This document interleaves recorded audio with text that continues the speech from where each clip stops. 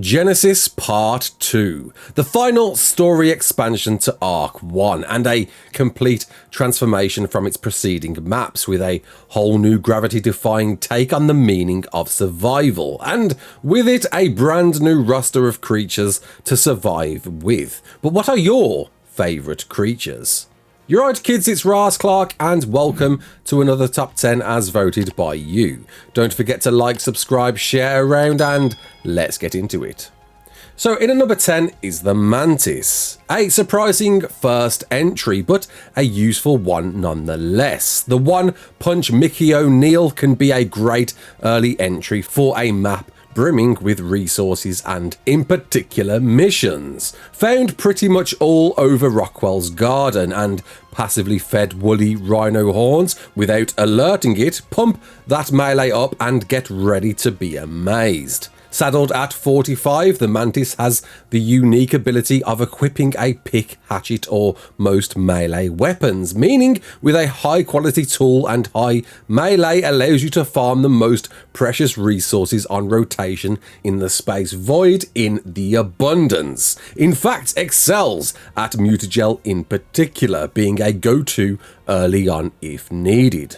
Able to pounce to launch considerable distances and execute even stronger attacks. Equipping high quality swords or pikes could see you shred much stronger enemies quicker than you'd imagine, but its winning trick, especially for this map, comes in clubs. Throw on an Ascendant club and you'll find to deal massive torpor damage to anything inflicted, which means for Bulbdog Fetch, Maywing Poach, and especially Parasor Roundup, a high melee Mantis could be the perfect answer to seal the deal. In at number 9 is the Noglin. The tiny troll comes in as one of the more difficult but incredibly PvP handy creatures to master, if you've got the patience for it. Found more commonly within Rockwell's innards, though can be occasionally found in the outside trench. The non-breedable, non-clonable brain slug requires you to sacrifice tames for it to mind control. Recommended to use high-level Brontos or Void Worms, and a large safe space to execute, and again, a lot of patience. But when complete, it's a PvPer's worst nightmare. Able to temporarily control non-allied survivors and creatures for a limited time. Allows you to take a player into their own base and turn their jennies off for you, or take a hard-hitting creature to wreak havoc within your base. Being incredibly small and not targetable by turrets, though explants work, can see you sneak into a base undetected and kill off loot-filled creatures to take home without a worry, or storm one with a wild possessed Giga to create absolute pandemonium, of which you'll kill any possessed wild, dealing 10 million damage when removed. Big damage indeed. In at number 8 is the Astrodelphis. A curious and game-changing creature to the official community especially. The Space Dolphin is ARK's answer to Star Fox, but takes some practice. Found throughout the space void and usually in clusters, needing you to pet it twice, then passively feed it element in tandem as quick as you can for best results. You'll then need to hit the almighty giant level of 120 in order to saddle up, but doing so gives you a Star Wars light offering to enjoy. Equipped with thrusters allowing it to shift between modes of flight, will see you launch great speeds with the sprint key held down, switching into a barrel roll to evade in a moment, or looping to confuse, and boosting anywhere, including water, to any destination needed. Able to fire lasers at the cost of element, can see hellfire rain down, able to switch into a homing projectile if held down, and boosting for more damage if killing anything, dropping a collectible buff for extra resistance and movement too, stacking once more if killing within the time limit to make an incredible, versatile, powerful creature, able to launch explosive grenade shells for even more damage, EMP effects to stun tech creatures, or used underwater to sonar locate anything. It's an expensive but mean dolphin to ride in the player's legs. In at number 7 is the Exomec. Another surprising entry, but still technically counted as a tame. The non-threatening, multi-tooled support AMP is a worthy addition for any tribe. Unlocked by beating Rockwell Prime on any difficulty. Once crafted, you'll find it nimble enough, turning on a dime and running at great speeds to boost into an incredible jump if needed, scaling great distances to drop into a superhero landing. Unnoticed and unable to aggro wild creatures, making egg runs a breeze, or taming more hostile creatures much easier. Offering 4 different modes allows you to either enter a bare-handed battle stance, throwing punches as well as its ground pounds, though not its best feature. Dropping into storage mode extends its right hand out, able to absorb tribe-owned structures, useful for modifying a base without the fear of mistakes. Carry mode allows your Exomec to pick up pretty much any structure in the game, perfect for moving a vaults full of loot quickly, or moving a teleporter to a new desired location, and hilariously so. And RTS mode brings up a overhead view, allowing you to choose or group select creatures to move into strategic locations, or whistle into battle, a useful choice for fights you'd otherwise need to stand back on. And above all else, it's able to craft tech items, meaning if space is a real issue, you could live with simply an Exomec for all your tech crafting needs. In at number 6 is the Giga. The mighty rage machine from the original map comes in again, and with some brutish missions awaiting, could be just the perfect gig. Found almost within the 3 corners of the Gardens and 2 of Eden, anyone familiar with its original variant will know the drill. Trap, bring a lot of tranks and a lot of narcs as you make sure it's torpid up whilst feeding its preferred exceptional kibble. Saddled at 96, whilst not as potent as its wild iteration, will still see a melee-pumped monster devour almost anything in seconds. With incredible base melee, improved further with the R variant offering a 5% boost at the cost of 3% health, a game changer to hardcore breeders, and a siege engine, meat farming, alpha hunting, titan killing monster to anything it's sent at. Equally a really good choice for meat and prime farming. Throwing a decent saddle on and tackling the brute missions can make for an easier grind to collect some decent loot.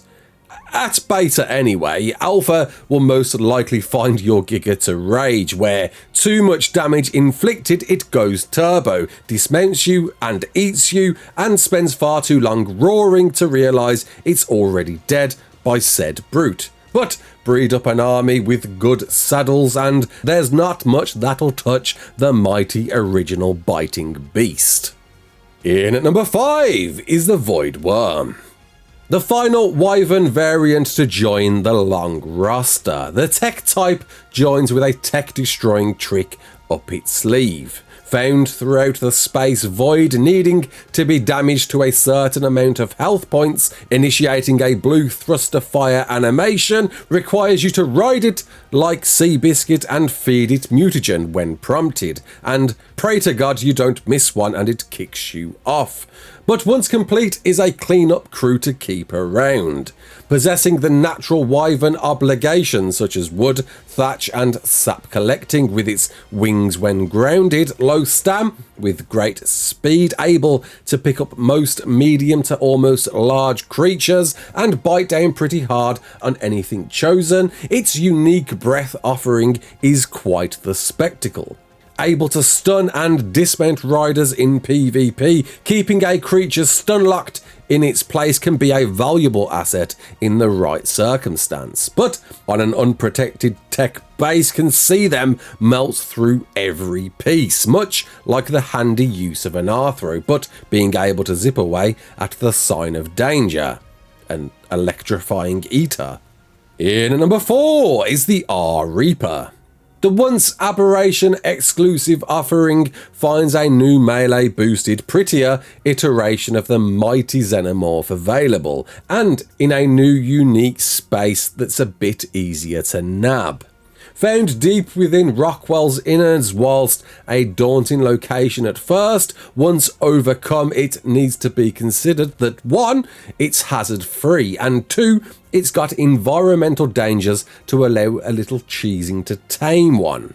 Needing to deal enough damage to a queen, you can choose to trap and light pet damage it until it glows pink, or lure it into the acid pools, luring it out at the right moment to be ready to sniff you out and impregnate you, leaving you a designated amount of time to gain experience from slaying dinos to reward an extra 75 levels, before stacking yourself up on meat within a confined area, allowing it to burst out of your chest and eat you and your meat, or stack up on Reaper glands to check on it as it matures from its hostile baby form to adult. And once adult, you've got a tank in every sense, with a traditionally large base health and melee stat pool without a charge, light or pet nearby will see it receive 80% less damage, making it invaluable for some of the later challenges,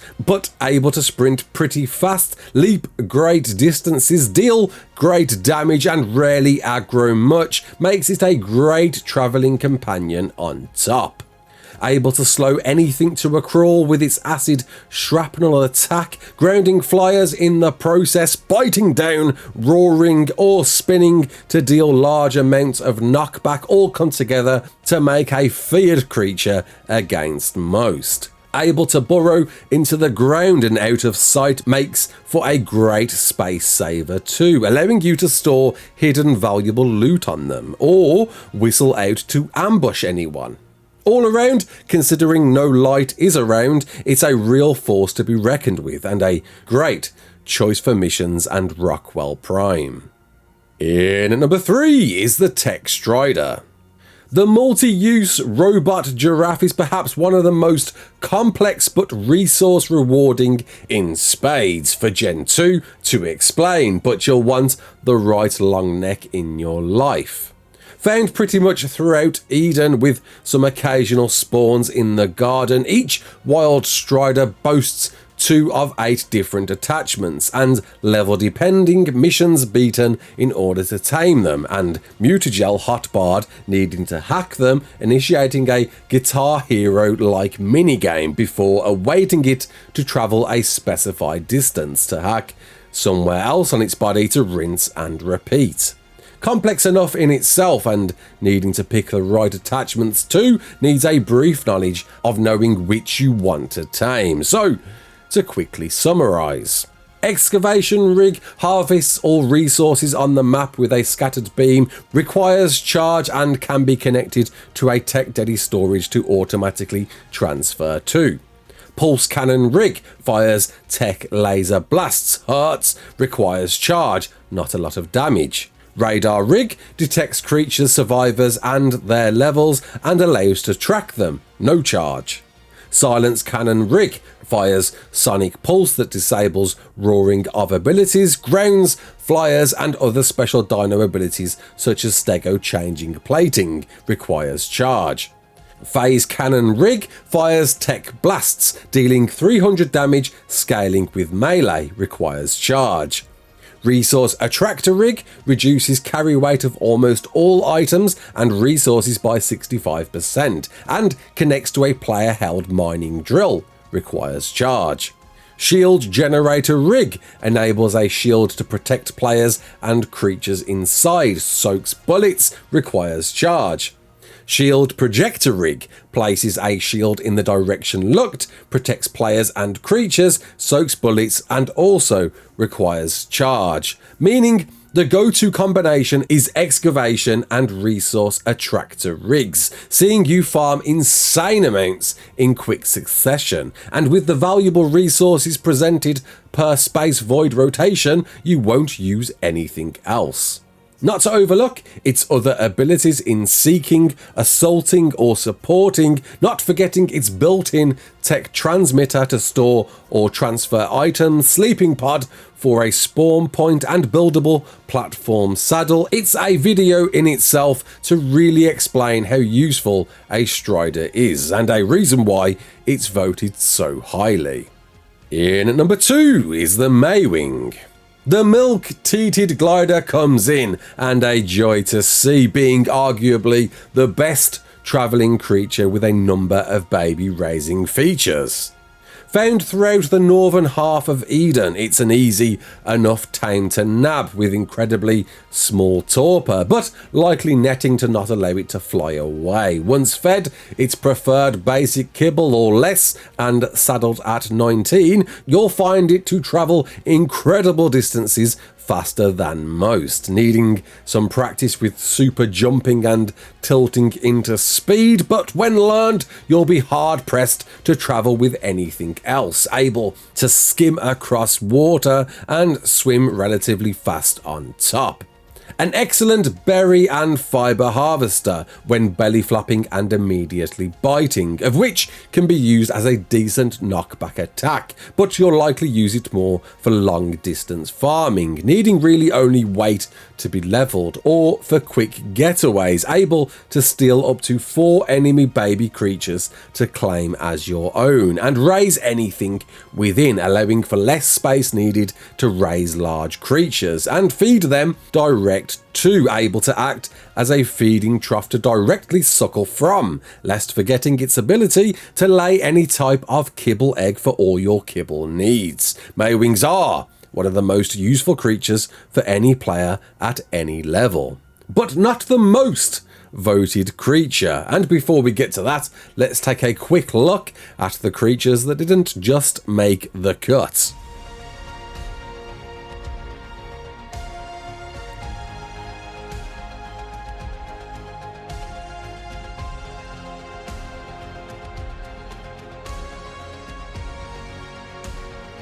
And here it is once again at number 1, the Shadow Mane.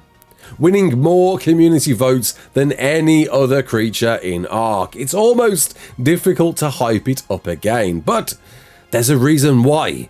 It's top of the shop. Found throughout the gardens, but more commonly to the south half, taming can be an infuriating process, needing to catch high-weight fish in fish baskets, then sneakily approaching one asleep, passively feeding, tracking and following it till it lays back down, and praying you or anything doesn't spook it at any point. But once achieved, it's a Swiss Army sea lion.